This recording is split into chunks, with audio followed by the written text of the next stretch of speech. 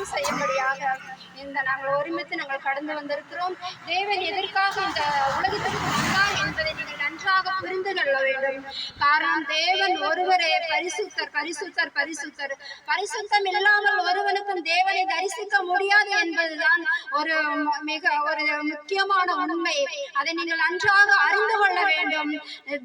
தேவனை தவிர வேறு ஒரு தேவன் இல்லை என்று நாங்கள் உண்மையாக சொல்ல முடியும். காரணம், நாங்கள் அதை அனுபவித்துக் கொண்டிருக்கிறோம். மயக்க மருந்திலும் மத்தியபானத்திற்கும் அடிமைப்பட்டிருக்கிற ஒவ்வொரு மனிதனின் தேவனுடைய கரங்களை சமர்ப்பிச்சு கொண்டு இந்த வேலையிலே நாங்கள் பிரார்த்திக்கிறோம். நீங்கள் ஒவ்வொருவரும் மனம் திரும்ப வேண்டும் என்பதே தேவனுடைய ஒரு நோக்கமாக இருக்கிறது. முதலாவது தேவனுடைய ராஜ்யத்தையும் அவருடைய நீதியையும் தேடுங்கள், அப்பொழுது இவைகளெல்லாம் உங்களுக்கு கூட கொடுக்கப்படும் என்று வசனம் சொல்லுகிறது. தேவனுடைய வருகை அதி சமீபமா இருக்கிறது என்பதை நீங்கள் நன்றாக புரிந்து கொள்ள வேண்டும். மனம் போன போக்கிலே வாழாமல் தேவனுக்கு ஒரு பிரியமான வாழ்க்கை வாழ வேண்டும் என்பதை இந்த தருணத்திலே நாங்கள் தெரிவித்துக் கொண்டிருக்கிறோம். நம்ம எடுக்கிற ஒவ்வொரு நிமிஷமும் தேவனுடைய சந்நிதியில் விலையேறியதாகும். அதனால் நீங்கள் ஒவ்வொருவரும் தேவனை நன்றாக புரிந்து கொள்ள வேண்டும். தேவன் ஒருவரே பரிசுத்தர், தேவன் ஒருவரே நீதிமானாகிய தேவனை நாம் ஒவ்வொருவரும் பின்பற்ற வேண்டும். காரணம், நாம் பல கோயில்களுக்கு போகிறோம், பல விதிரங்களை நாம் நமஸ்கரிக்கிறோம். ஆனாலும் இதற்கு ஒன்றும் பலனில்லை என்பதுதான் ஒரு மிகுத்தமான உண்மை. அதை நீங்கள் புரிந்து கொள்ள, நாங்கள் ஒரு மதம் மாற்றுவதற்கோ அல்லது ஜனங்களை ஒரு தீய வழியிலேயே கொண்டு போவதற்கு அல்ல நாங்கள் கடந்து வந்திருக்கிறோம். நாங்கள் சொர்க்க ராஜ்யத்தை ஒவ்வொருவரும் அவகாசியாக தீர வேண்டும் என்பதுதான். தேவனுடைய வருகையில் நாம் ஒவ்வொருவரும் எடுத்துக் கொள்ளப்பட வேண்டும். தேவனுடைய வருகை அது சீக்கிரமாக இருக்கிறது. நீங்கள் ஒவ்வொருவரும் நன்றாய் புரிந்து கொள்ள வேண்டும். அதனுடைய ஒவ்வொரு சிம்டம்ஸ்களும் அதை காண்பித்துக் கொண்டு இருக்கிறது. இப்போ உண்டாகிய பிரளயத்திலே தேவனுடைய வருகையில் இதெல்லாம் சம்பவிக்கும் என்பதுதான் உண்மை. இப்பொழுது மூன்றாவது உலக போர் நடந்து கொண்டிருக்கிறது. மூன்றாவது உலக போரிலே தேவனுடைய வருகை சீக்கிரம் என்பதை நீங்கள் நன்றாக புரிந்து கொள்ள வேண்டும். ஆல்ரெடி 2 உலக போர் முடிந்து விட்டது. இப்போ நடந்து கொண்டிருப்பது மூன்றாவது உலக போர். இதெல்லாம் தேவனுடைய அழிவுக்கு என்று நீங்கள் சிந்தித்துக் கொள்ள வேண்டும். நீங்கள் பைபிளை வாய்க்கும் பொழுது அதில் நீங்கள் நன்றாக புரிந்து கொள்ள முடியும். நாங்கள் கொடுக்கிற ஒவ்வொரு சாப்டரும், நாங்கள் கொடுக்கிற ஒவ்வொரு பைபிளை நீங்கள் நன்றாக திறந்து வாசிக்கும் பொழுது தேவன் உங்களோடு பேசுவார் என்பது ஒரு சத்தியமான உண்மை.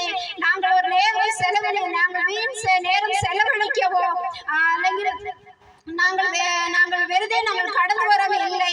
தேவனுடைய சுவிசேஷ அறிவிப்பதற்காக கடந்து வந்திருக்கிறோம். நீங்கள் ஒவ்வொருவரும் இதை நன்றாக புரிந்து கொள்ள வேண்டும். லோகம் எங்கும், அந்த காலத்திலே லோகம் எங்கும் சுவிசேஷம் அறிவிக்கப்படும் என்பதுதான் உண்மை. எங்கெல்லாம் சுவிசேஷம் அறிவிக்கப்படாமல் ஒவ்வொருவரும் நாங்கள் தேசத்துக்கு வேண்டி நாங்கள் கடந்து வந்திருக்கிறோம். ஒவ்வொரு வசனமும் தேவனுடைய சந்நிதியில் விலையேறியதாகும் என்பதுதான் உண்மை. ஆண்டவர் வெகு சீக்கிரமாக வரப்போகிறான் என்பதுதான் உண்மை. அதாவது ஒவ்வொருடைய இருதயத்திலும் பாவத்திலிருந்து விடுதலை பெற வேண்டும், மானசாந்திரப்பட வேண்டும். உலகத்திலே நடந்து கொண்டிருக்கிற சம்பவங்கள், கொலைகள், அதே போல களவுகள், அதே போல பாலியல் வன்கொடுமைகள் நடந்து கொண்டு இருக்கிறது. இதிலிருந்தெல்லாம் மனுஷன் தன் கண்களை தேவை திறக்க வேண்டும். இதிலிருந்து ஒரு மனுஷன் தன்னைத்தான் சோதனை செய்ய வேண்டும். மனுஷன் தன்னைத்தான் சோதனை செய்து கொண்டு இந்த நாட்களிலே ஒவ்வொரு மனுஷனும் தேவனை அறிந்து கொள்ள வேண்டும். இந்த நேரத்திலே ஒவ்வொரு மனிதனும் தேவனுடைய ராஜ்யத்தை அவகாசி ஆவதற்கு மனம் திரும்ப வேண்டும்.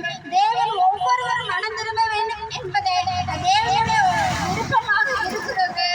பணம், பொருள், இவைகளெல்லாம் சொர்க்கராஜ்யத்தில் எடுத்துக்கொள்ள முடியாது. தேவனுடைய ஆத்மா ஒன்று மாத்திரமே சொர்க்கராஜ்யத்தில் எடுத்துக்கொள்ளப்படும் என்பதுதான் உண்மை. இந்த லோக பொருள் எல்லாம் அழிந்து போகும். ஆனா தேவனுடைய ராஜ்யம் அழிய முடியாத நித்திய ராஜ்யமாக இருக்கிறது. அதனால் தேவ ஜனங்களே, பிரியமுள்ள தேவ ஜனங்களே, தேவனை நீங்கள் ஏற்றுக்கொள்ள வேண்டும். தேவனுடைய வாக்கு நீங்கள் அனுசரிக்க வேண்டும். நாங்கள் கொடுத்த ஒவ்வொரு சாட்சிகளை நீங்கள் வாசிக்க வேண்டும். ஆதியில் வசனத்தை தேவன் தந்தார். அந்த வசனத்தை நீங்கள் மத்தாய் சுவிசேஷம் முதல் வெளிப்பாடு வரை நீங்கள் வாசிக்கும் பொழுது தேவன் உங்களிடத்தில் பேசுவார். தொடர்ந்து இந்த சுவிசேஷ நாங்கள் பரஸ்யோகமா இந்த இது கடந்து வந்திருக்கிறோம். இந்த சுவிசேஷ அறிவிப்பதற்கு நீங்கள் எல்லாரும் எங்களுக்காக ஜெபம் செய்ய வேண்டும். இந்த சுவிசேஷம் தொடர்ந்து இந்த முடிவு வரை தேவன் நடத்துவார், ஆசீர்வதிப்பார், பலப்படுத்துவார். துதிகான மகிமையெல்லாம் என் தேவன் ஒருவருக்கே செலுத்துகிறேன்.